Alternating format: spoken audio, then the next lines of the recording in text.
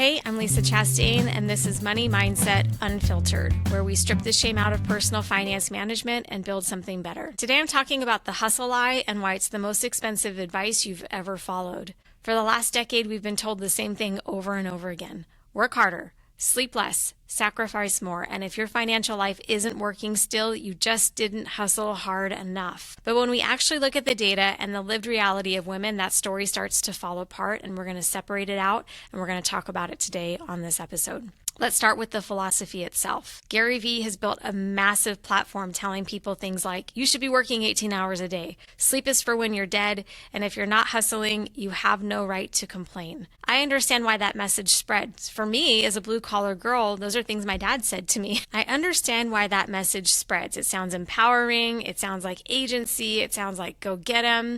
And it suggests that success is completely within our control. If we work harder, we will earn more and we will build a better life. But the question that nobody asks is, who does this advice actually work for? Not moms, and most of the time, not women. Because when you look closely, hustle culture tends to work best for people who already have structural safety nets. Let me explain. It works for someone learning entrepreneurship inside a family business already doing millions in revenue, like Gary Vee. It works for someone whose sacrifice doesn't mean that their kids grow up without a present parent. And often it works for people whose lives are supported by invisible labor behind the scenes. Women. The data tells a very different story for women. According to the U.S. Bureau of Labor Statistics, women perform roughly twice the unpaid labor that men do. Childcare, household management, emotional labor, family logistics, which means when hustle culture tells women to work harder, it's telling women who already have 2 shifts or 3 shifts, you know who you are, to simply absorb more. And the cost is showing up.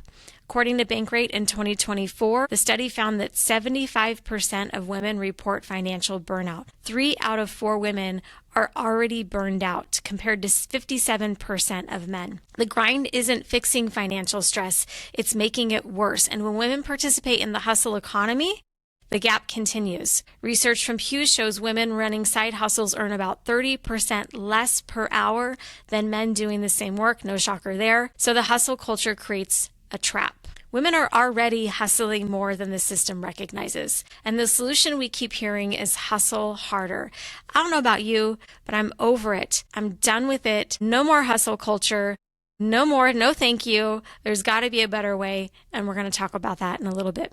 Here's the part of the conversation that almost never gets said out loud. Hustle culture was largely designed by men with structural safety nets and marketed as universal advice. Gary Vee's story is often framed as pure immigrant work ethic. And yes, the work ethic is real. I see you, Gary. But context matters. Gary learned entrepreneurship inside his father's wine business, which was already generating millions of dollars in revenue. That's not a bootstrap story, you guys. That's a launchpad.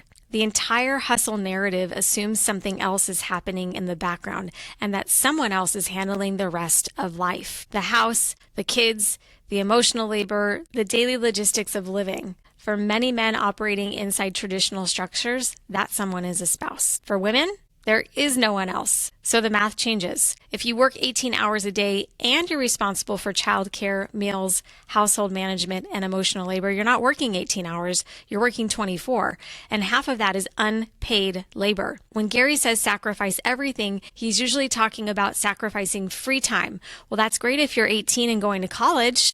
But when women sacrifice everything, they're sacrificing our health, relationships, children's stability, and often financial security. You guys, that's not a strategy. That's a crisis. And there's another piece of context that almost never gets acknowledged when hustle advice spreads online. Many of the most visible hustle voices today are operating inside lives structured for extreme work output. Gary Vee, Cody Sanchez, Layla Hermosi, Alex Hermosi, the same thing you hear from them, different context in some ways, but they don't have kids.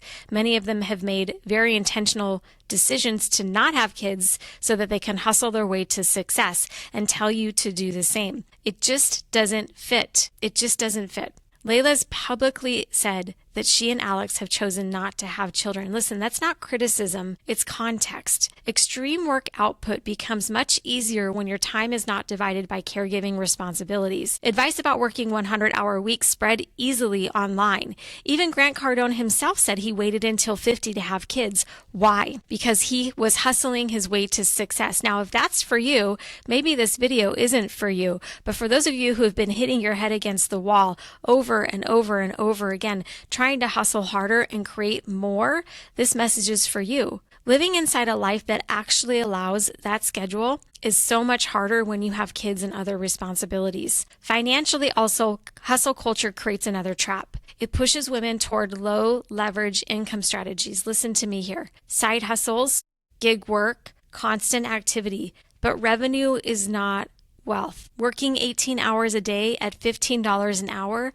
does not build wealth. Negotiating your salary does. Owning assets does. Investing does.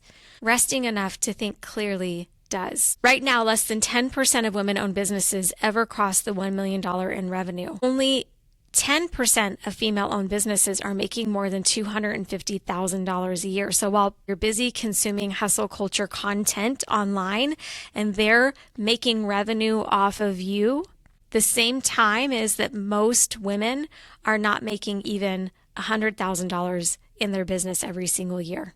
The hustle model isn't scaling women into wealth. It's burning us out before we get there. So if grinding harder isn't the answer, what is? This is where personal finance management gets real. And I mean actually real, not guru real.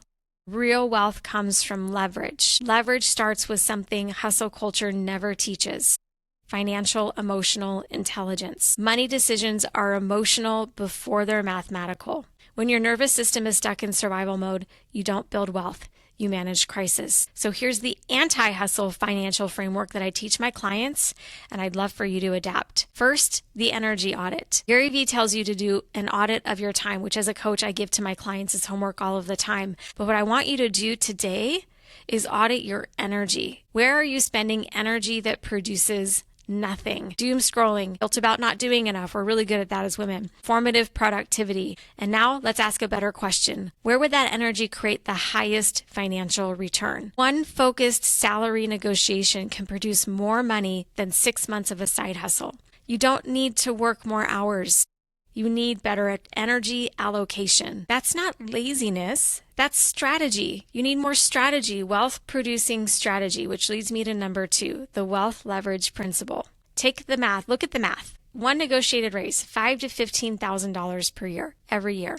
Compounding. Side hustle earning $15 an hour, working 10 hours a week. That's $7,800 per year. No leverage, no compounding, just more hours traded for dollars. Stop chasing cash flow. Let's look at something more simple. Investing $200 a month at a modest 7% return becomes roughly $96,000 in 20 years. The hustle gurus want you trading hours for dollars. Emotional wealth means building systems that work while you sleep, not working while you should be sleeping. Third, rest as a financial strategy. Sleep deprivation costs the U.S. economy $411 billion per year in lost productivity. Overwork creates decision fatigue, and decision fatigue leads to impulse spending, avoiding investments, missed bills, and financial avoidance. We just can't afford to be doing the hustle anymore. Rest is not the opposite of productivity. Rest is what makes high-quality financial thinking possible. But hustle culture doesn't sell rest, and rest doesn't sell courses. For the woman who feels trapped inside the hustle loop, if you're thinking, I don't have a choice, I have to hustle, I hear you. Survival mode is real. But survival mode is not a financial strategy. Start here. Write down your 3 largest expenses, not the lattes, the big ones: housing, transportation, insurance. Now ask one question. Is there one conversation I could have in the next 30 days that might reduce this by even $50? Not a job, not a negotiation, a phone call, a switch. Take that $50 and watch it grow. That's not hustling. That's leverage. For the woman who's already burned herself out by chasing the grind, if you did the 18-hour days and you're exhausted wondering why your bank account doesn't match your sacrifice,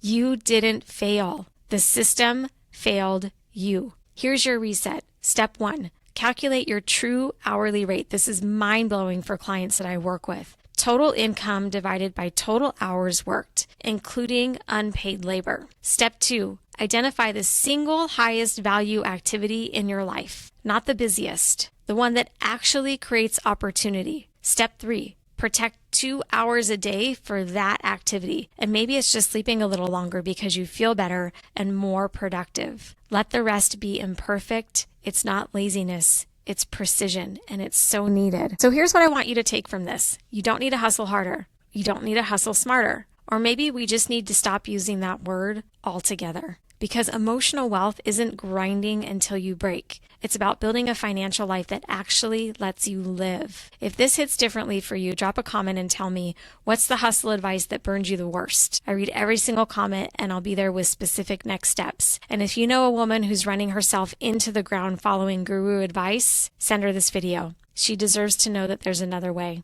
I'm Lisa Chastain. This is Money Mindset Unfiltered. You deserve financial advice that doesn't require you to destroy yourself to follow it. I'll see you next time.